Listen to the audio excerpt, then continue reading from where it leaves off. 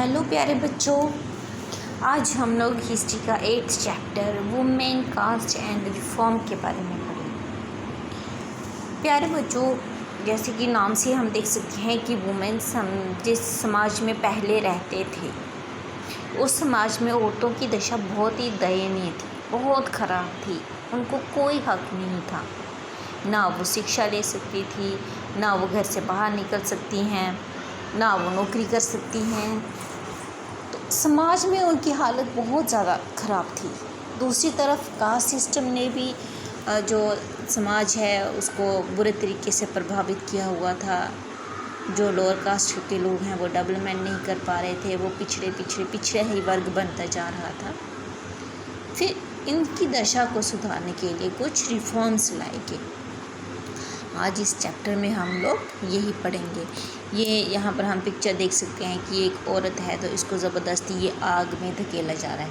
प्यारे बच्चों, ये एक हिंदू समाज की कुप्रथा थी जिसको कि सती प्रथा कहा जाता था।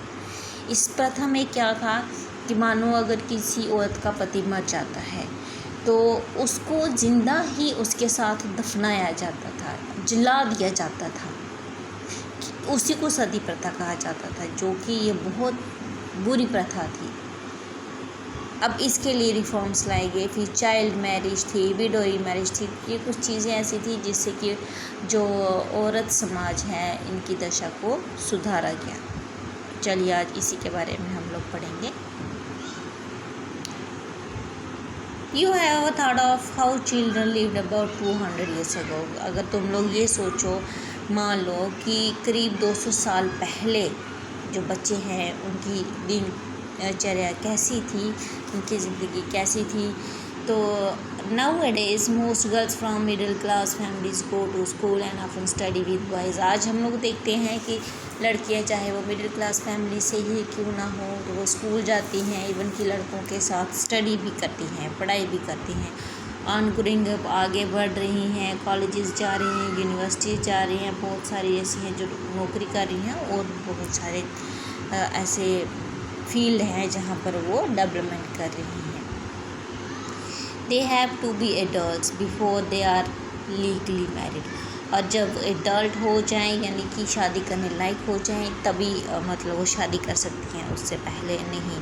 कानून के हिसाब से according to law they can marry anyone they like. और वो जिसे भी पसंद करती हैं अपनी मर्ज़ी से जब वो बालिग हो जाएं तो वो शादी कर सकती हैं, चाहे वो किसी भी कास्ट का लड़का हो, किसी भी कम्युनिटी का हो, तो उसको ये पूरी आज़ादी है। जो विडोज़ हैं वो रीमैरिज कर सकती हैं, उनके ऊपर कोई रिस्ट्रिक्शन नहीं है कि अगर वो विधवा होगी तो दोबारा शादी नहीं करेंगे, ऐसा कुछ नहीं है।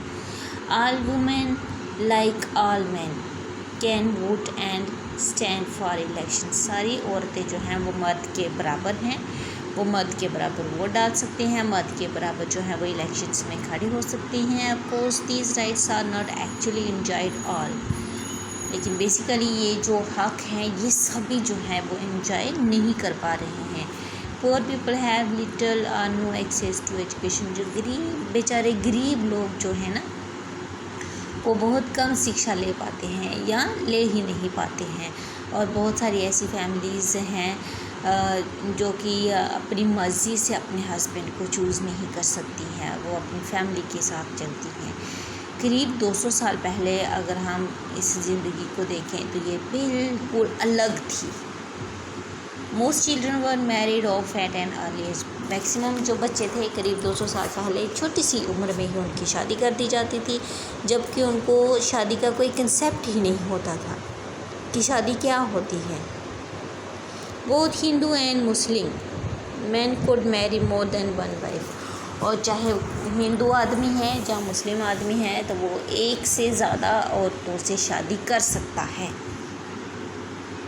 In some parts of the country का जो देश के कुछ हिस्से हैं वहाँ पर widows were praised if they choose death by burning themselves.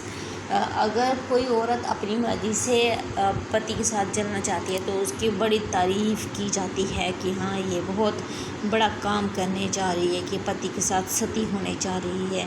Women who died in this manner, औरतें जो इस तरीके से जला दी जाती थी, चाहे वो औरत अपनी मर्ज़ी से जाती थी, जहाँ ज़बरदस्ती उसको धकेल दिया जाता था तो उसको सती कहा जाता था, मीनिंग वर्चुअस मैन।